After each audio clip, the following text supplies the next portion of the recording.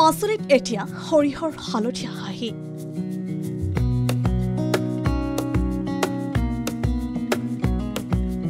সাগৰ সদৃশ হালধীয়া ফুলৰ নয়নাভিৰাম দৃশ্যই পুলকিত কৰে সকলোৰে মন প্ৰাণ আনহাতে মাজুলীৰ মৰুময় চাপৰিত অভূতপূৰ্ব মাটিমাহৰ উৎপাদন হৈছে এই বৰ্ষত মাজুলীৰ এজন ছাত্ৰ নেতাৰ কষ্টৰ বিনিময়ত পথাৰ এতিয়া দৃষ্টিনন্দন হৈছে মাজুলী জিলা ছাত্ৰ সন্থাৰ সম্পাদক দীপাংকৰ ৰাজখোৱাৰ উৎকৃষ্ট নিদৰ্শন 130 বিঘা মাটিত সৰিয়হ আৰু মাটিমাহৰ খেতি কৰিছে ছাত্ৰ নেতাজনে মাজুলীৰ গেজিক চাপৰিত বৃহৎ ভূমি লিজত লৈ বিগত 4 বছৰে কৰি আহিছে কৃষি কৰ্ম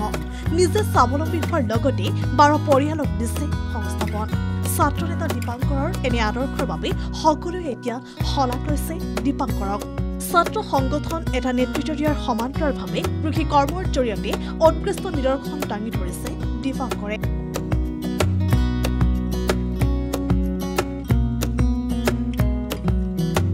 পথাৰ আমাৰ বজাৰ আমাৰ স্লোগান যেন বাস্তৱায়িত কৰিছে দীপাংকৰে প্ৰায় 70 বিঘা মাটিত মাটিমাহ আৰু মগুমাহ 40 বিঘা মাটিত সৰিয়হ বা 12 বিঘা মাটিত আলুগুটি ৰঙালাও আৰু 2 বিঘা মাটিত নহৰু খেতি কৰিছো এবাৰ যেটো আমাৰ ছাত্ৰ সন্থাৰ এটা নীতি আদৰ্শ আছে পথাৰ আমাৰ বজাৰো আমাৰ সেই লক্ষ্য আৰু উদ্দেশ্য আগত ৰাখি এই কৃষি বিপ্লৱৰ সূচনা কৰিছো আৰু আজি প্ৰায় 4 বছৰৰ পৰা এই কৃষি কৰ্মৰ লগত মই প্ৰত্যক্ষভাৱে জড়িত হৈ পৰিছো আৰু এই কৃষি কৰ্মৰ লগত মোৰ লগতে আৰু 10-12টা পৰিয়াল স্বাৱলম্বী হ'বলৈ সক্ষম হৈছে মোৰ পৰাই সৰহমত 130 বিঘা মাটি হ'ব যদি আপুনি কয় 10 পৰা 12 লাখ টকা বছৰি এটা ইনকাম হয় তাৰ হেতু সম্পূৰ্ণ লাভৰ পইচা নহয় তাত মোৰ যেটো খৰচ থাকে যেটো যথেষ্ট পৰিমাণৰ খৰচ হয় খেতি কৰোঁতে সৰিয়হ খেতি যথেষ্ট পৰিমাণৰ খৰচ হয় সাৰ মৰা আৰু হাল বোৱা পৰা ধৰি পৰা তোল মৰা বহুত বিভিন্ন খৰচ থাকে গতিকে সম্পূৰ্ণ আপোনাৰ হেতু লাভৰ পইচা নহয় তাত আপোনাৰ প্ৰায় 10-12 লাখ টকা এটা পৰিমাণৰ পুঁজি এটা 3 মাহত পাবলৈ সক্ষম হৈ আছো নাই সময়টো সদায় একান্ত নিজৰ কথা সময়টো মিলাব লাগিব তাৰ মাজতে যেহেতু মই একেৰাহে কৃষি কৰ্মত জড়িত হ'ব নোৱাৰো থাকিব নোৱাৰো সেইবাবে মই মানুহ ইয়াত নিয়োজিত কৰিছো 10 পৰা 12 জন মানুহ আৰু সমান্তৰালভাৱে যিকোনো কাৰ্যসূচী আমাৰ প্ৰতিদিনটো কাৰ্যসূচী নচলে আমাৰ যেতিয়া কাৰ্যসূচী থাকে তাৰ 2-3 দিনৰ আগত সম্পূৰ্ণৰূপে সেই কাৰ্যসূচীৰ ওপৰত গুৰুত্ব দি এনেদৰে কাৰ্যসূচীসমূহ কৰি যোৱা হৈছে নিউজ 6 দ্য নিউজ প্লাস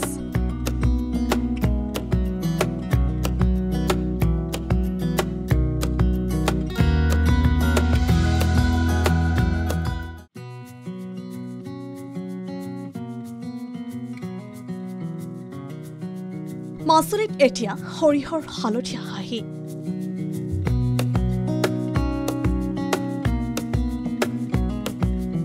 সাগৰ সদৃশ হালধীয়া ফুলৰ নয়নাভিৰাম দৃশ্যই পুলকিত কৰে সকলোৰে মন প্ৰাণ আনহাতে মাজুলীৰ মৰুময় চাপৰিত অভূতপূৰ্ব মাটিমাহৰ উৎপাদন হৈছে এই বৰ্ষত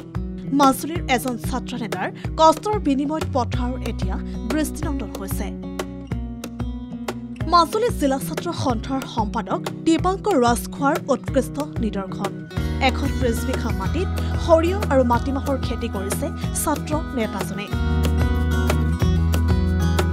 মাজুলীৰ গেজিক চাপৰিত বৃহৎ ভূমি লিজত লৈ বিগত 4 বছৰে কৰি আহিছে কৃষি কৰ্ম নিজে স্বাৱলম্বী হোৱাৰ লগতে 12 পৰিয়ালক দিছে সংস্থাপন ছাত্ৰ নেতা দীপাংকৰৰ এনে আদৰ্শৰ বাবে সকলোৱে এতিয়া শলাগ লৈছে দীপাংকৰক ছাত্ৰ সংগঠন এটা নেতৃত্ব দিয়াৰ সমান্তৰালভাৱে কৃষি কৰ্মৰ জৰিয়তে উৎকৃষ্ট নিদৰ্শন দাঙি ধৰিছে দীপাংকৰে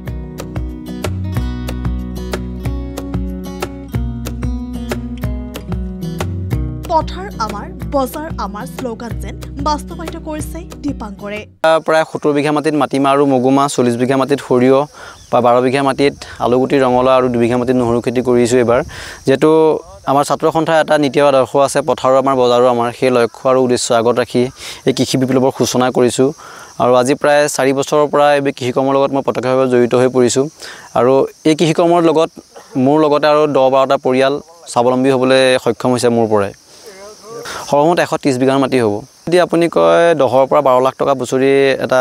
ইনকাম হয় তাৰ হেতু সম্পূৰ্ণ লাভৰ পইচা নহয় তাত মোৰ যেটো খৰচ থাকে যেটো যথেষ্ট পৰিমাণৰ খৰচ হয় খেতি কৰোঁতে সৰিয়হ খেতি যথেষ্ট পৰিমাণৰ খৰচ হয় সাৰ মৰা আৰু হাল বোৱা পৰা ধৰি পৰা তোল মৰা বহুত বিভিন্ন খৰচ থাকে গতিকে সম্পূৰ্ণ আপোনাৰ হেতু লাভৰ পইচা নহয় তাত আপোনাৰ প্ৰায় 10-12 লাখ টকা এটা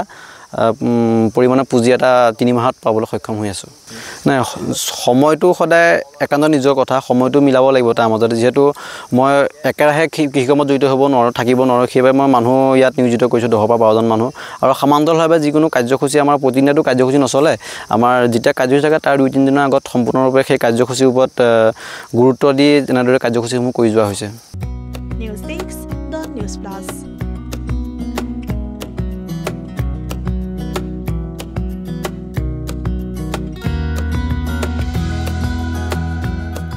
যিকোনো খবৰৰ বাবে যোগাযোগ কৰক 7099017330 লগতে 7099017110 নম্বৰত